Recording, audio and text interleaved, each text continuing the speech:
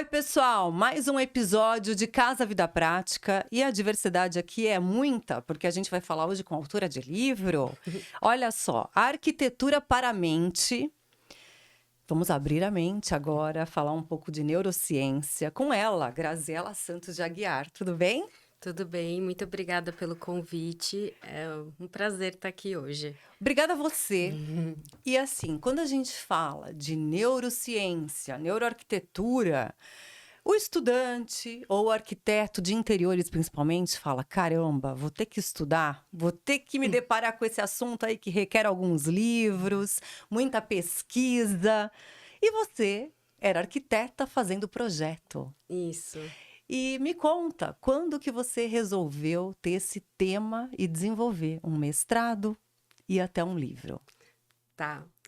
Durante toda a minha carreira, né, eu acho que isso já é empírico no arquiteto, de analisar o comportamento dos clientes, né, de sempre querer propor a melhor opção ali para aqueles clientes. E aí eu comecei a me perguntar se o que eu estava propondo era porque eu achava legal, ideal, né? Ou se era realmente, se aquilo era realmente bom para o cliente. Eu fiz uma viagem para fora, comecei a ouvir sobre o assunto. Quando eu voltei para o Brasil, eu fui numa palestra, né, da Priscila Benck, que é bem conhecida, enfim. E eu me apaixonei pelo assunto. Eu falei, tá aí a resposta, né? Então eu acho que eu tenho que entender de comportamento. E eu fui procurar uma pós para fazer em neurociência e não tinha. Na época não tinha em São Paulo nenhuma pós. E aí uma amiga falou: bom, se não tem, você tem que estudar, você tem que pesquisar.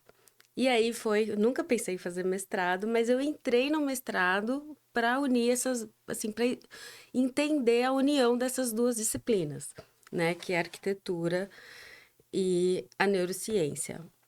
E a base de tudo é que nós, arquitetos, nós projetamos pra gente, né? E a gente pouco entende de comportamento. Existe muita literatura para ergonomia, para todo mundo físico, né? Para acústica, para iluminação, técnica. Mas existe muito pouco sobre a subjetividade do arquiteto, né? E sobre entender o comportamento. Isso vai acarretar em vários problemas para o arquiteto, né? Porque se a gente projeta algo e se a gente volta depois nesse ambiente, depois de entregue, todo pronto, e o cliente modificou alguma coisa, É porque você não atendeu o que ele queria. é porque a gente errou. E como mitigar esse erro, né? O que acontece também é que sempre que a gente está lidando com um projeto, o cliente sempre está numa fase de transição, né? Sempre, ninguém faz um projeto num nível regular da vida, né? Sempre é uma mudança, seja para bem, seja por uma consequência, né? Seja por atingir uma meta ou por ter alguma mudança no ciclo de convívio da pessoa. Então, é um momento que o cliente, né, já está passando por um momento de mudança. Então, ou seja, ele já não está no seu normal, né? Tem muita expectativa, né? Tem muito planejamento. Tá gastando Tá demais. gastando demais. Então, a gente... A família tá brigando tá porque os gostos são diferentes. Exatamente, entendeu? São muitas decisões, né? Enfim, e aí o que eu sempre via, e eu passei muito também, é arquiteto sofrendo muito. Porque, na verdade, a gente tem que lidar com a obra, né? Com o projeto, com os fornecedores e com, assim... É que, na verdade, né, a gente estava conversando, e a gente fala muito aqui no podcast, Sim. né, Graziela?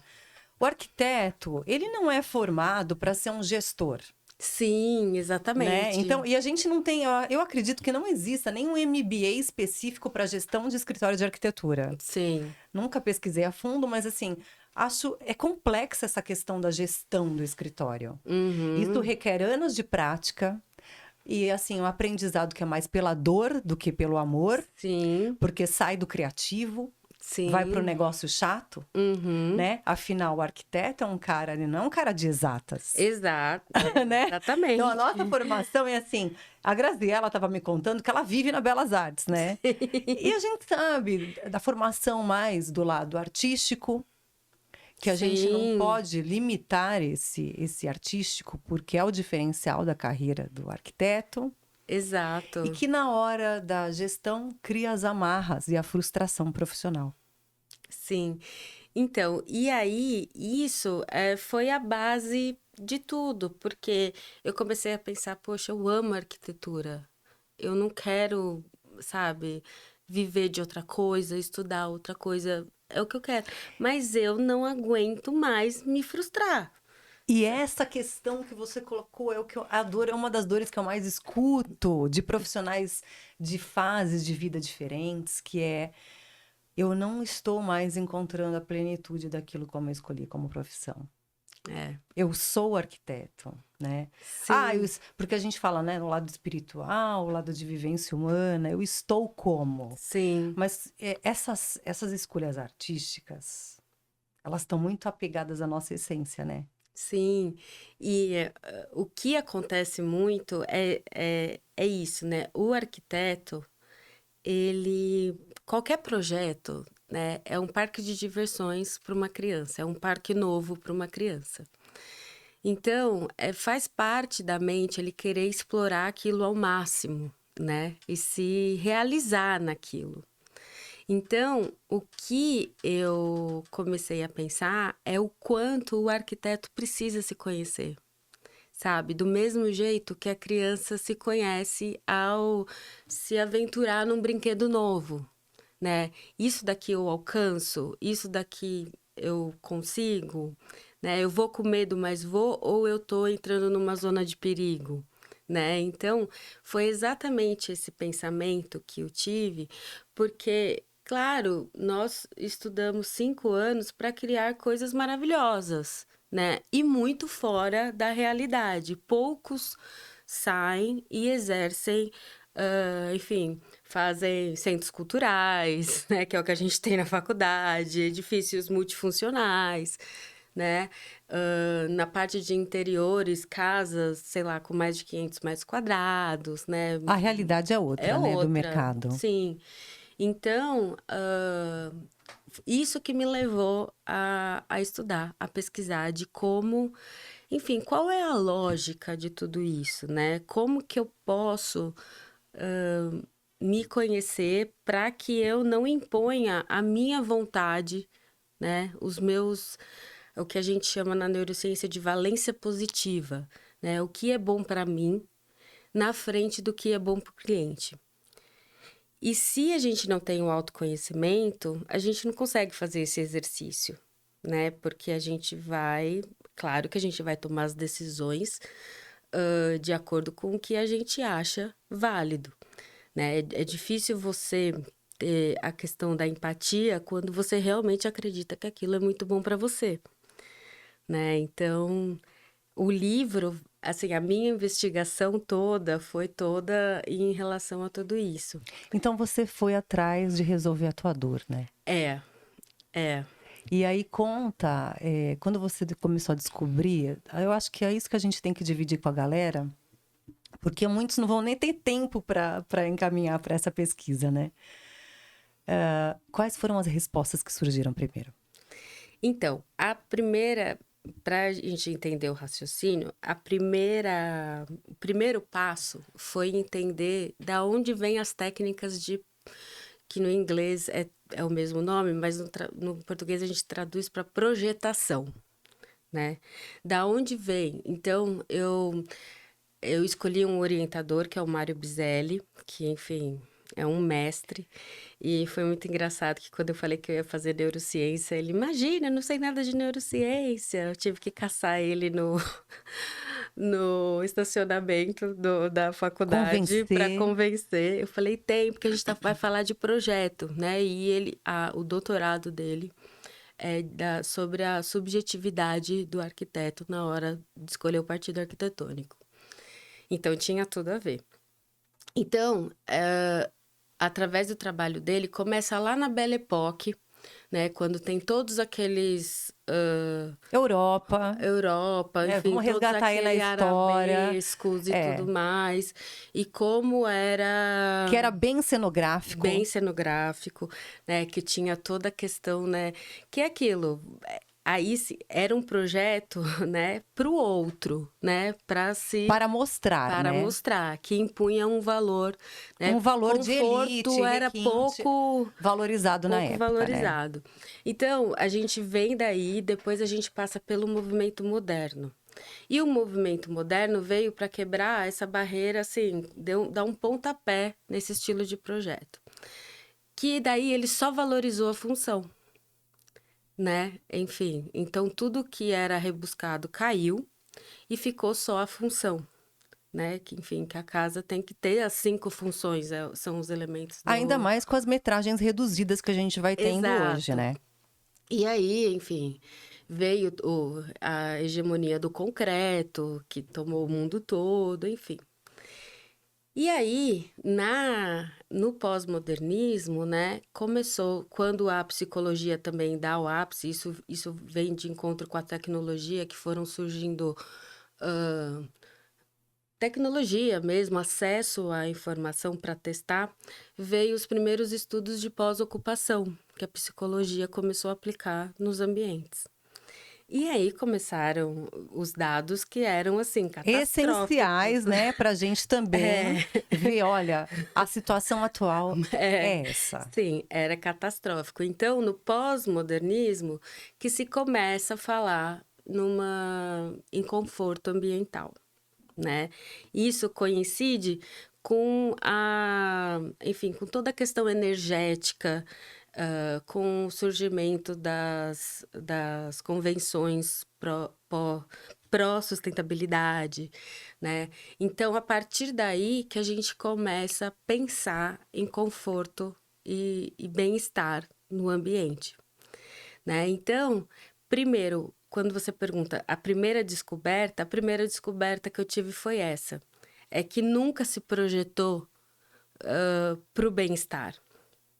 Sempre se projetou para um objetivo distinto. Ou era para um lado social, né? Para um lado de aparência, ou era para algo funcional. Né? Nunca foi para o ser humano. Então... que era como deveria ter começado, né? Exato. Então, essa foi a minha primeira resposta. E aí, então, se agora eu quero projetar para o ser humano, eu tenho que entender de ser humano, né? Porque, enfim... E aí que eu comecei a entrar na neurociência. Aí eu peguei a neurociência e fui entender sistema nervoso. A gente sente o ambiente através dos nossos sentidos, né? E o que a gente julga agradável é porque todos os sentidos estão captando a mesma informação de algo positivo. Então, por exemplo, eu posso estar num lugar incrível, né? Muito lindo. Mas se a temperatura estiver muito quente ou muito fria, eu não vou gostar, né? Ou eu posso estar num lugar com uma temperatura incrível, se a estética não me agradar, também não vou gostar.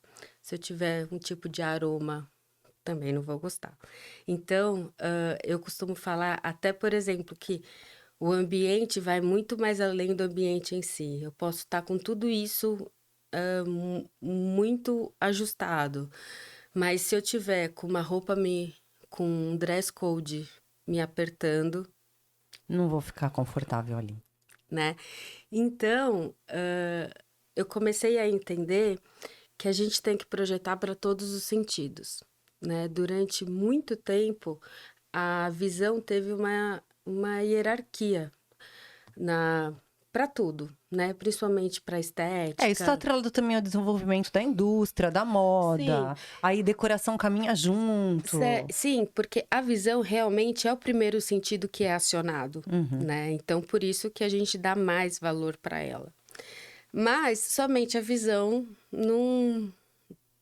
Não basta. não basta, né? Tanto é que isso vem quando a gente começa a estudar e você vai vendo por todas as disciplinas, por exemplo, a economia já descobre que a experiência é o principal, né, num negócio, né? Que hoje em dia as pessoas compram experiência, É o não marketing de compram mais experiência. produto. Ele dita muito mais do que embalagem hoje, né? Exato.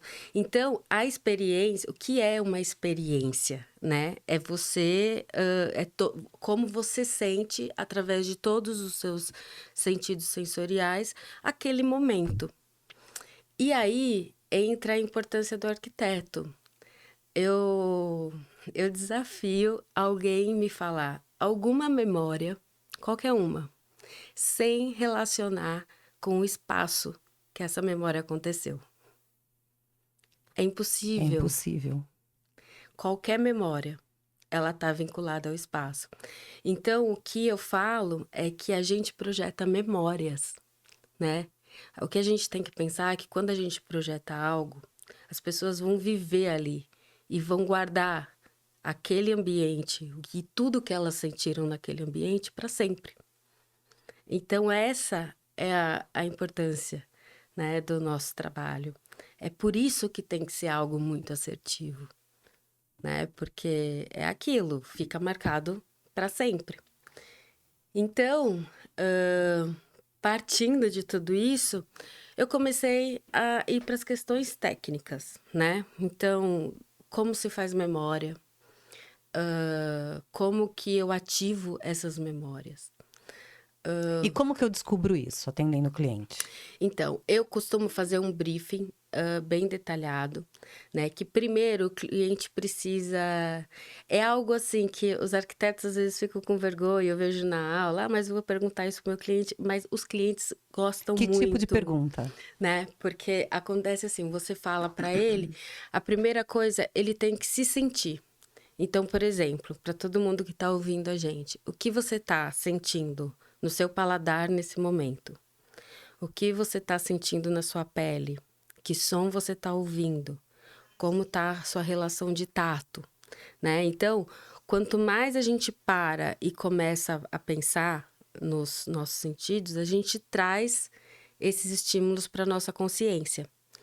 E aí fica mais fácil você perceber o que você gosta e o que você não gosta nos locais. Né? Então, a primeira coisa é ativar esse mecanismo ali com o cliente. E aí, tem 3 fases na nossa vida que vão moldar as nossas preferências. Né? Eu estou falando isso em relação à temperatura, iluminação, cor, textura, superfícies e tudo mais. O primeiro passo que eu faço é pedir para os clientes trazerem à memória as principais lembranças boas da infância e relacionar isso com os ambientes. Né? Então, por exemplo, se eu vou fazer uma casa, então eu falo... quando você lembra a casa da sua mãe, por exemplo, que espaço que vem na sua cabeça? Ah, então aí eu falo para você, a cozinha, então era aquele granito bem manchado mesmo, no cantinho. Aí tinha uma outra prateleirinha de granito no canto, o filtro de barro. Sim. Tudo isso, tipo, todas essas informações vão te dando informações. Exato. Por quê? Quando você me fala, por exemplo, que você lembra da cozinha, é porque provavelmente você tinha momentos muito agradáveis nessa cozinha e é um dos lugares que você mais valoriza na casa. Né? Porque te traz essa lembrança boa. Né? Então, por exemplo, quando você fala o mármore... Como que você disse? O granito manchado. O granito manchado, né? Quebrado. Então, isso já traz, assim, já vai me dando várias dicas do que você valoriza. Né? Então, a mesma coisa que eu faço, que a gente traz da infância de positivo, a gente também tem que trazer de negativo, que é algo que isso é que pega. Mais do que saber do que o cliente gosta, a gente tem que saber o que ele não gosta. o que não vai funcionar, o que vai atrapalhar o dia a dia dele se a gente insistir em colocar algo ali, né? Então, a gente pode fazer o mesmo exercício, né?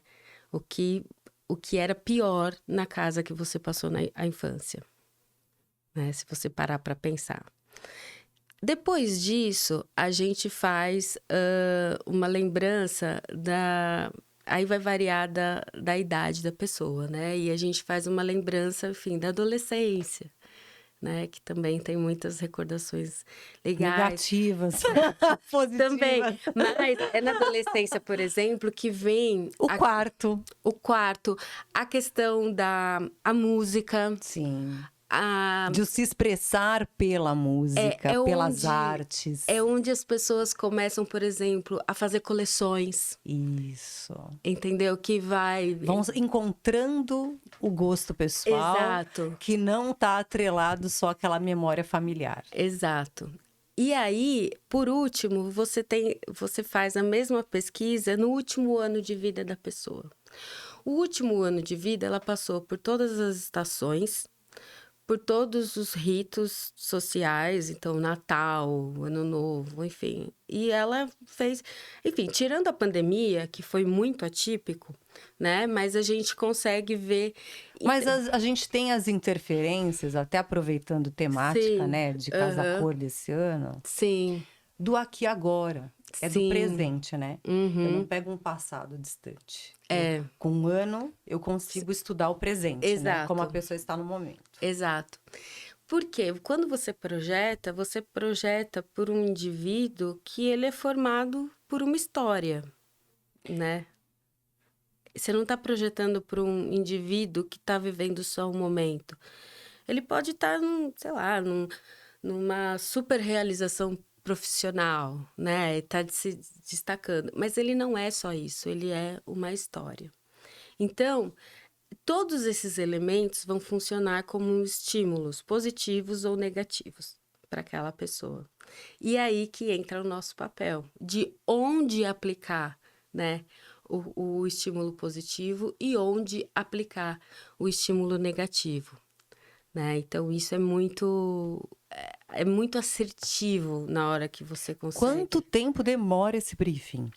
Muito rápido. É rápido? É, porque os clientes se amarram em fazer. Entendi. Assim, eles gostam muito. E mesmo o homem, ele não vai achar enfadonho. Por que essa mulher tá me perguntando isso? Não, eu já explico de cara, assim, e deixo o cliente, assim, bem... À vontade. Bem à vontade. Mas, assim, eu nunca tive uma recusa. Porque todo mundo gosta de lembrar e de se conhecer. De se conectar.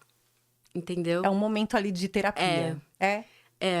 Então, assim, eu lembro que na época da faculdade, na hora que eu tava do mestrado, que eu tava testando os testes, as minhas amigas falavam, Grazi, tem mais teste? Porque eu mandava para os conhecidos, né, para eu testar as respostas. E todo mundo, assim, sempre... Porque faz parte, quando a gente se conhece, fica tudo muito mais fácil, né? Então, por exemplo, e isso se torna muito assertivo, ao ponto de, por exemplo, muitas vezes, por incrível que pareça, pessoas que não se sentem bem em mar aberto, piscina, não fala nada na hora de construir a sua piscina. Entendeu? E aí o arquiteto pode projetar, sei lá, uma borda infinita. Isso vai ser um horror na vida dele. O cara não vai na piscina, né? Exato. Então, é muito bom porque a gente pega esses pequenos detalhes que, assim, ajudam muito depois. Que fazem a diferença na história Exato. de vida daquela pessoa, que está relacionada ao bem-estar dela. E você vai depois, porque daí você nem pensa. Só que tem uma coisa, antes de fazer isso com o cliente, a gente tem que ter o nosso autoconhecimento. É meio psicanálise, né? É. Que eu falo, psicanálise é assim, para você fazer psicanálise, você tem que ser analisado. É isso. É, porque o que acontece geralmente, eu lembro que eu tinha amigas que falavam assim, eu tô Eu não sei, eu projeto, mas meus projetos parecem que ficam todos iguais. Mudam uma cor ou outra, um elemento ou outro, mas tá tudo igual.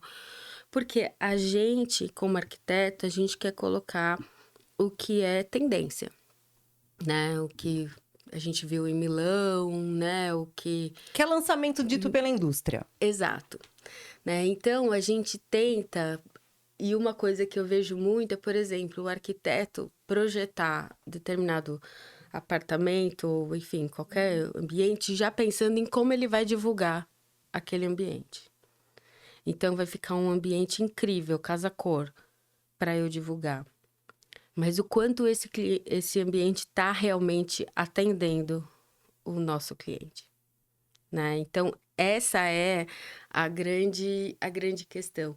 E a gente tem nas mãos ferramentas, assim, para trabalhar com os materiais de tendência, com o que a gente tem de tecnologia, com tudo que lançam, mas pro usuário daquele ambiente, né? Não pensando no lado, no que você acha. Então, por exemplo, teve momentos que eu estava participando de escolhas com clientes e os clientes falavam assim: ah, eu não sei, se fosse para sua casa, qual você escolheria?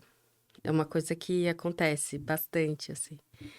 Essa pergunta, assim, não pode existir, porque não é a minha casa.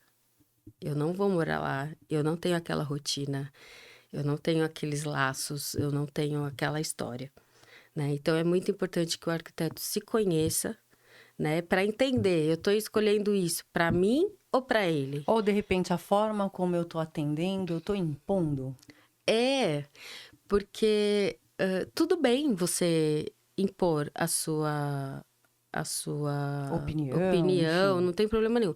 Desde que você esteja fazendo isso conscientemente. Fazendo isso com certeza que você está atendendo realmente o que aquele cliente, o que a pessoa que vai viver ali está precisando. Graziela, o que mais eu encontro no seu livro? Então, encontra toda essa técnica, além do que eu explico bastante sobre teoria das cores, sobre como a gente forma os nossos padrões de escolha, né? Por que que nós gostamos de determinados tons ou não, uh, por, é, como prestar atenção, por exemplo, em transtornos que a gente pode lidar, como, por exemplo, transtorno do espectro autista, transtorno de déficit de atenção. Vamos entrar nesses transtornos para a gente dar Vamos, algumas dicas práticas? Porque eu falei que eu ia te perguntar. Então, eu queria que você me falasse. Autismo, a gente vem num problema sério, até os convênios querem cortar cada vez mais o Sim. atendimento com especialidades médicas, né? Ou de multidisciplinar ali, do atendimento Sim. que a gente precisa na semana, né? Dessa criança, adolescente ou adulto. Claro. Como na casa ou apartamento, até com, às vezes, um espaço muito otimizado, eu consigo ter mais conforto para uma pessoa que tem autismo em graus diferentes, mas aquele conforto básico em relação à cor, textura, formas. Então, o autismo, enfim, eu sou casada com um autista, nível de suporte 2. Então, a gente já passou por várias casas e eu pude aprender como, enfim, ressignificar várias características da casa. O que acontece com o autismo é que cada um é muito específico, né? O que precisa de primeira é entender qual a sensibilidade daquele indivíduo, né? Enfim, ele é sensível à luz, ele é sensível ao toque, ele é sensível ao paladar, a aroma e tudo mais. Um outro ponto que é muito interessante é que quando se fala, por exemplo, de um ambiente para um autista, se pensa no quarto dele. E, na verdade, a gente tem que adaptar a casa toda. Ele vai viver na casa toda, ele não vai viver no quarto. Um outro ponto que é muito importante é que os autistas têm hiperfoco. Hiperfoco é quando você pensa muito em determinado assunto, né? Então, eles são muito, enfim, muito focados, são interesses intensos e restritos em determinado assunto. Então, ou seja, eles são especialistas no que eles gostam e eles nem perdem tempo conversando sobre o que eles não gostam, sabe? né? Eles são maravilhosos. Tipo, Nossa, eles se preservam ao máximo, exato, né? tipo, não Pra gosto. quê Pra que quê? eu vou me submeter a Eles nem... isso? exatamente. E aí, não só para crianças autistas, mas para crianças típicas também, o que geralmente se faz vou fazer o quarto de uma criança autista que tem hiperfoco, sei lá, em futebol. E aí eu faço o quarto todo O campo do futebol, do né? futebol. Não, porque lá ele vai precisar dormir, ele vai precisar relaxar. Quarto é lugar de relaxamento. No livro eu falo muito disso, da gente separar os ambientes como ambientes de performance e ambientes de relaxamento, né? Então, os ambientes de performance precisam ser estimulados com o que a gente gosta. E o que é ambiente de performance? É onde você trabalha, é onde você exerce alguma função, onde você cozinha, onde você malha, onde você vai viver, performar, né? Onde você vai produzir. Né? Que você está em ação o tempo todo. Exatamente. E nesses ambientes você precisa de motivação. Então, tudo que você gosta vai ser muito bem-vindo nesses ambientes. O ambiente de relaxamento, ele precisa ser quase desinteressante para que você feche o olho e se volte para você. E durma, né? E durma. Que é tão difícil dormir hoje. Exato. Né? Então, é um ponto para as casas que moram autistas, né? Onde ele vai relaxar. E a gente não tá falando, né, só de autismo. Não, a de gente todo tá falando. mundo. O meu filho menor tem transtorno de ansiedade. Sim. Então, já é o contrário. O cara não tem hiperfoco. Sim. Então, sim. ele tá estimulado 24 tempo horas. todo. Sim. Então, isso acontece também. Então, por exemplo, quem tem transtorno de ansiedade ou TDAH, né, que eu costumo falar, né, acontece muito em escritório, né, em home office, ou mesmo no escritório de uma pessoa, enfim, que atende. E aí, ela coloca também os elementos de hiperfoco. Então, se a pessoa gosta de carro, então tem um monte de carro no escritório, ou de viagem, entendeu? Aquilo vai desfocar completamente. Vai ser muito difícil prestar atenção.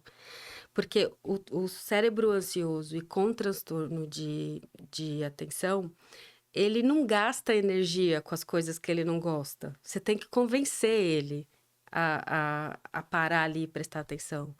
Então... Estudar é fácil, gente. Vocês não têm noção.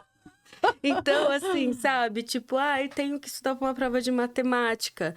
Mas, isso é tão chato. Então, eu vou ficar aqui viajando naquela plantinha que eu gosto, sabe? É assim que funciona. Porque o foco é muito difícil. Então, quanto menos estímulo você tiver no ambiente, você está ajudando aquela pessoa a produzir, né? Então, isso eu falo no livro também. Porque é difícil. Então, geralmente, quando um arquiteto recebe uma criança TDAH, por exemplo, né, hiperativa, o que ele pensa é fazer um quarto, assim, cheio de estímulo, para aquele quarto virar o playground da criança. E não, a criança precisa dormir, ela não tem que ter estímulo, ela vai brincar em outro lugar, ela pode ter um outro quarto, de brinquedo, de tudo isso, porque ali ela tem que dormir. É a mesma coisa que vale pra gente quando a gente trabalha no nosso quarto, né? É muito difícil, porque você tá... Deus me livre, você dorme ali, trabalha ali, você não sai dali, é uma prisão praticamente, né? Então, acontece isso também. Então, eu diria que para todos esses transtornos, a gente precisa ter esse olhar, né? Do que a gente está estimulando ali, né? E para autista vai muito a questão de luz dimerizada, é muito importante, né? Porque a sensibilidade na maioria deles... Que, a dimerizada, gente, é o controle da intensidade da luz. Exato. Né? Então, E que a gente possa ter isso automatizado, ou com aquele dimmer ou dimer simples de parede, sim. né? E é interessante porque isso, assim, a gente vai vendo que vai tudo se encontrando, né? Então, por exemplo, hoje se fala muito em ciclo circadiano. O que é isso? Que é como o organismo responde de acordo com os horários que tem a ver com a luz do dia. Então, a incidência de luz te faz produzir mais ou menos. Por isso que de manhã a maioria das pessoas estão super dispostas e à noite está todo mundo já voltado para, né? Então, é os horários, porque o nosso corpo, na verdade, ele tem horários para despertar hormônios, né? Então, tem enfim, o cortisol, que é para você acordar, a melatonina, que é para você dormir. Então, isso tudo tem claro que tem uma questão temporal, mas é principalmente de acordo com o quanto de luz você está recebendo. Então, com o dimmer, você consegue, por exemplo, se você está à noite com uma criança autista e você ainda precisa produzir, mas você não pode desligar tudo, você começa a diminuir, você começa a acalmar, né? Isso em relação a todos os sentidos, som, né? Temperatura, tudo mais. Gente, eu amei. Olha, vários bate-papos a gente vai fazer aqui, não só sobre o livro, mas sobre os assuntos que na atualidade estão pertinentes o tempo todo.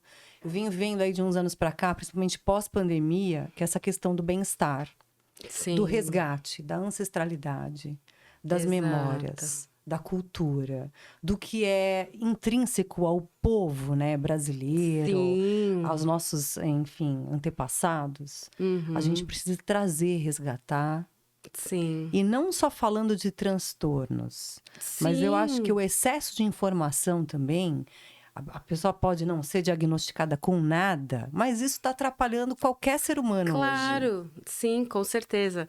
Você sabe que na neurociência, a gente diz que assim, não existe nenhum cérebro pronto e perfeito, o que nós chamaríamos de normal. Não existe, por conta de toda influência que a gente tem com o meio, as histórias e tudo mais. Então, todo mundo tem uma questão. Todo mundo tem uma questão. A grama do vizinho não é mais verde que a sua, né? Então, é isso. Enfim.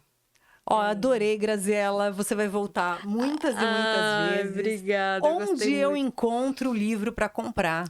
Então, tá na Amazon,